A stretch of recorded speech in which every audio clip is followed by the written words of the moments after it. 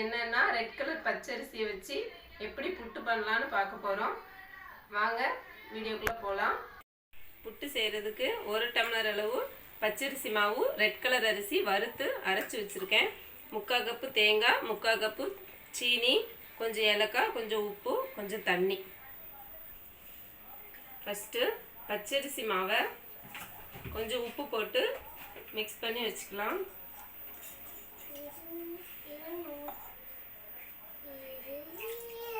கொஞ்சம் தண்ணி தெளித்து லைட்டாக சால்ட்டு போட்டு நல்லா மிக்ஸ் பண்ணி வச்சுக்கலாம்.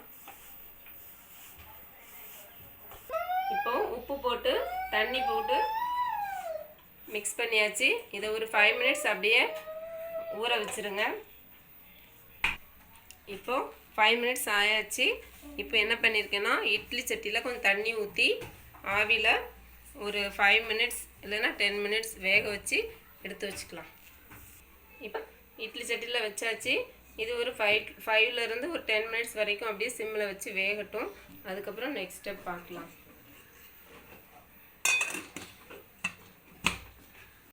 இப்போ 5 மினிட்ஸ் ஆயாச்சு. இப்போ நம்ம ஓப்பன் பண்ணி மாவு எடுத்து தனியாக வச்சிடலாம். நல்லா வாசம் வரும், அப்போவே தெரியும் மாவு நல்லா வெந்துடுச்சுன்னு.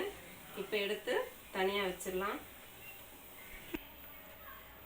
இப்போ இந்த புட்டு மாவு ஆறுனதுக்கப்புறம் நம்ம எடுத்து வச்சுருக்கிற தேங்காய், அப்புறம் சீனி, ஏலக்காய் 3ஐயும் மொத்தமாக மிக்ஸ் பண்ணிவிட்டு புட்டை வச்சு எடுத்துக்க வேண்டியதுதான். இப்போ தேங்காவை போட்டுடலாம். தேங்காய் உங்களுக்கு எவ்வளோ தேவையோ அதுக்கேற்றா போட்டுக்கோங்க. சுகரும் அதே மாதிரி தான் எடுத்துருக்கேன். உங்களுக்கு தேவையான அளவு சுகர் போட்டுக்கோங்க. இனிப்பு வேணும்னா திரும்ப பார்த்துட்டு போட்டுக்கலாம். போட்டு நல்லா மிக்ஸ் பண்ணி விடுங்க.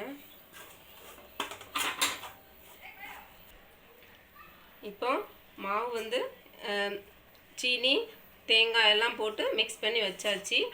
இதை ஒரு 5 மினிட்ஸ் அப்படியே மூடி போட்டு அப்படியே வச்சுருங்க. இது முடிஞ்சதுக்கப்புறம் நம்ம புட்டு குழா இருந்தால் அதில் வச்சு அவிச்சு எடுத்துக்கலாம். அப்படி இல்லைன்னா நம்ம இட்லி சட்டியிலே நம்ம ஊர் சைட் பண்ணுற மாதிரி சின்ன சின்ன கரண்டி, அதாவது ஸ்பூன் இருக்குல்ல, ஸ்பூனில் குட்டி குட்டியாக வச்சு இட்லி சட்டியில் வச்சு வேக வச்சு எடுத்தோம்னா புட்டு ரெடி ஆயிடும்.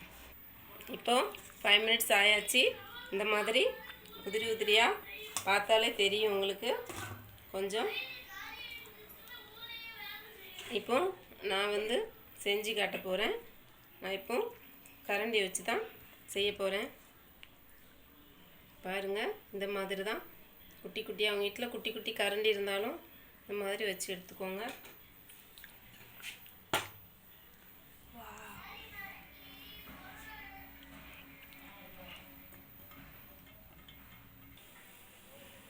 இந்த மாதிரி செஞ்சு வச்சுக்கோங்க. இப்போ அடுத்தது ஸ்டவ் ஆன் பண்ணி இட்லி சட்டியில் தண்ணியை ஊற்றி கொதிக்க வச்சுருக்கேன். இனி நம்ம இந்த புட்டை எல்லாத்தையும் ஒரே நேரம் வச்சு ஆவியில் வச்சு வேக வச்சு எடுத்தோம்னா சுவையான புட்டு தயார். இப்போ எல்லா புட்டையும் ரெடி பண்ணி வச்சாச்சு. இனி 5 மினிட்ஸ் வேக வச்சு எடுத்தோம்னா புட்டு ரெடி ஆயிரும். அவ்வளோதான். 5 மினிட்ஸ் ஆயாச்சு. ஸ்டவ் ஆஃப் பண்ணிவிட்டு இப்போ ஓப்பன் பண்ணிடலாம். நல்லா வெந்திருக்கும் புட்டு. ஓப்பன் பண்ணிவிட்டு வெளியில் எடுத்து வச்சு சர்வ் பண்ணிடலாம். இப்போ பாருங்கள், நல்லா வெந்துடுச்சு. நல்லா சாஃப்டாக வெந்தாச்சு. இனி தனியாக எடுத்து பவுலில் வச்சு சர்வ் பண்ணிடலாம். இப்போ நம்ம பவுலில் சர்வ் பண்ணியாச்சு. இப்போ புட்டு எப்படி இருக்குன்னு வாங்க டேஸ்ட் பண்ணி டேஸ்ட் பண்ணி பார்த்துடலாம் எப்படி இருக்குன்னு. சூப்பராக இருக்குது, ரொம்ப டேஸ்ட்டாக இருக்குது. ஹெல்த்தான ஃபுட்டு வேறு. நீங்களும் உங்கள் வீட்டில் இதே மாதிரி செஞ்சு பார்த்துட்டு எப்படி இருந்துச்சுன்னு கமெண்டில் சொல்லுங்கள். எங்கள் சேனலை சப்ஸ்கிரைப் பண்ணுங்கள். அப்படியே பக்கத்தில் உள்ள பெல் பட்டனையும் கிளிக் பண்ணுங்கள். ஒன்றும் இல்லை, ரொம்ப ரொம்ப உடம்புக்கு நல்லதான ஃபுட்டு.